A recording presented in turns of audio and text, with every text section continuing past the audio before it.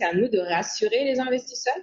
Donc, tous les points que Mike a adressés tout à l'heure sont vraiment très pertinents parce que c'est des informations que nous, on doit prendre en considération pour pouvoir alimenter notre plan d'action par la suite afin de se positionner post-Covid, afin d'être un pays attractif. Donc, je dirais ça.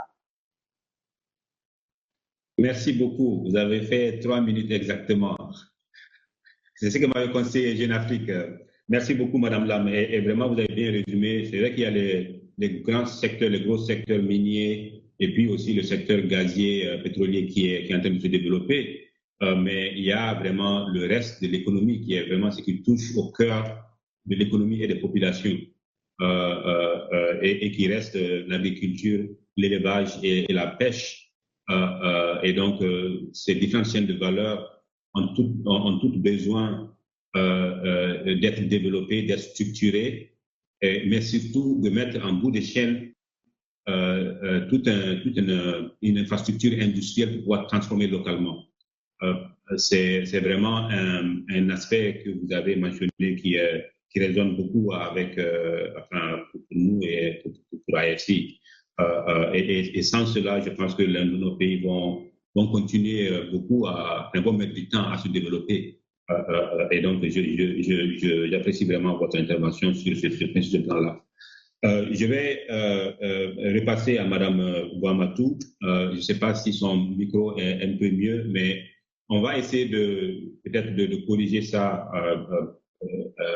dans la version diffusée.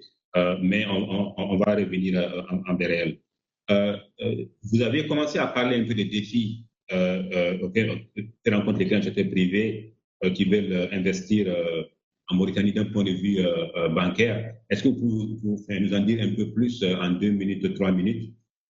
Mais également, comment est-ce que la finance islamique pourrait peut-être jouer un rôle dans ce mix? Disons que d'une part, en ce qui concerne les défis que rencontrent les clients du secteur privé, nous avons d'une part l'environnement des affaires, qui reste bien entendu un obstacle majeur pour tout investisseur, et d'autre part, vous avez le rôle des banques dans ce secteur.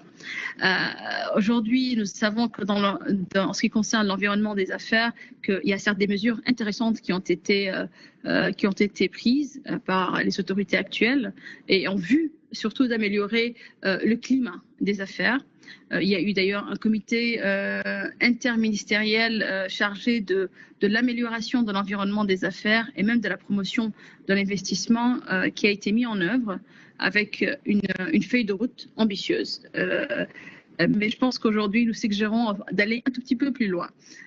Et à mon avis, il y a lieu de rendre l'administration plus proche des usagers, plus efficace et moins bureaucratique, de mettre en place un véritable code d'incitation aux investissements. D'ailleurs, et c'est en cours. Il y a lieu de reformer et de moderniser notre système judiciaire, mais aussi de rendre notre système de change, disons, plus flexible et plus opérationnel. D'un autre aspect, nous avons les banques. Les banques aujourd'hui restent la principale source de financement formel pour les investissements du secteur privé, et ces secteurs doivent offrir ces banques plutôt doivent, je pense, offrir à ce secteur un plus large éventail de produits financiers qui sont généralement accompagnés de cadres réglementaires flexibles. C'est-à-dire qu'au-delà de la disponibilité des financements, il y a la problématique de l'accès au financement, et surtout pour les PME et les PMI. Et ça couvre également les questions de l'accessibilité et de la qualité des financements. Et par exemple, nous prenons l'exemple des garanties, comme ce qui a été mentionné par son Excellence, Monsieur le ministre des Affaires économiques, que les garanties aujourd'hui demandées sont fréquemment citées comme l'un des obstacles majeurs empêchant les entreprises privées de se financer. Il y a un deuxième aspect qui est extrêmement important, c'est l'accès à un financement à long terme. Et c'est un défi ou un obstacle, car les établissements aujourd'hui financiers locaux peinent à accorder des prêts à échéance longue. Et tout ce qui est disponible actuellement est essentiellement à court terme. Donc par conséquent, la rareté des financements à long terme affaiblit le potentiel de croissance et des investissements du secteur privé. En ce qui concerne, je pense, la finance islamique pour les investisseurs aujourd'hui, je pense que le plus important, d'après votre question, ce que vous voulez, c'est que j'élabore plus sur le rôle et l'importance que peut jouer la finance islamique pour les investisseurs qui demandent ce type de financement. Il faut comprendre aujourd'hui que nous avons un secteur financier, le secteur financier mauritanien est dominé par le secteur bancaire, et qui est composé d'ailleurs par 19 banques et dont 7 banques islamiques. Et c'est cette banque sur 35% des crédits à l'économie.